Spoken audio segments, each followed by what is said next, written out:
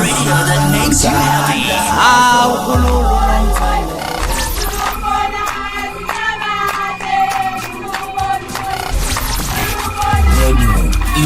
Intezo.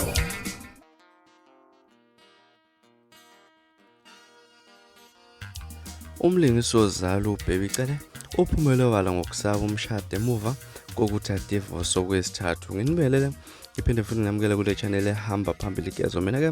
uveze ngithuthu ngakhumalo bathi ilast bond yamagumede mhlambe mangabe usemusha like hands uphinde ngicela ukuthi usubscribe ungakhohlwa ukucomment nokulike kanjalo futhi ke nokushare ukukhona okukhulu kunakho konke bafethu. Umlingisi OwoZalo uBheki Cele uphumele obalo ngokusaba umshado emuva kokudivorce okwesithathu. uBheki Cele oneminyaka u50 olingisa indawo kaGabisile kulo mdlalo osakaza ku-SABC1 okhuluma ke nolungelo ku-KM kwi-engineer e-Your Life podcast ukuqala ngokuhluza nomyeni wakhe wesithathu lapha noBheki uthe sekunyaka wesibili ehlukanisile noThabo Maleka ayebophe naye ifindele koSofast lahlana ngo-2017 uchaza ukuthi seyawusaba umshado ngoba udinga umuntu ozofana naye athanda izinto azithandayo uyazi ukuthi angeke amthole mhlawumbe kuzofanele ashade yena kuncokola lapha uBheki Cele ukuqala ukushada uneminyaka u27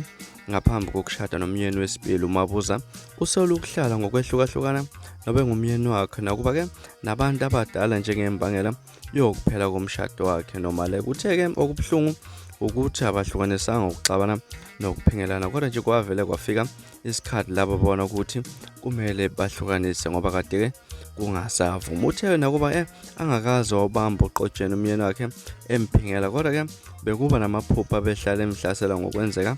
ngekho lapha uchaza ukuthi bekaze ephahle lapha acele edlozini kuba limlwisa namaphupha amabi ngoba abengenzeka avuke ekhathele uthe umuntu oshada nomuntu onabantu abadala umshayele izandla ngoba usuke nesibindi abanye abantu bacabanga ukuthi uma ezoganga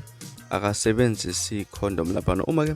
uzoba naye njengoba ambethwe abantu abadala kuzoba ngcono ukhohlwe ukuthi lapha uma ezitika ngocansi uyajuluka futhi nezimbobo zomjuluko nokushintsha ngamathe lapha nemphefumulo uyazifanele lapha udonsa ke amandla amaningi alowo muntu akulula ukulala naye kade leli nomunye umuntu lapha baqala ukucebeka lapho ngoba uqala lapha bona uthe njengamanje usakujabulela ukuba inkomo edla yodwa uthe akanankinga nesithembo futhi ukholelwa ukuthi abantu kufanele bashade uma sebeneminyaka engaphezulu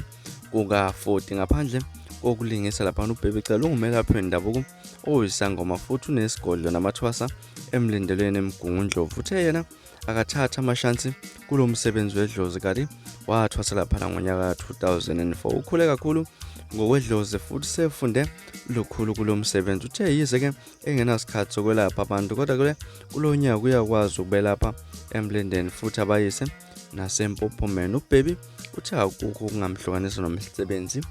wedlozi bafethu izona ndaba esigijima ngazo namhlanje kwesenkezweni esithinda lapha nomlingisi OwoZalo lapha owaziwa kakhulu ngelika Gabisile osehlukanise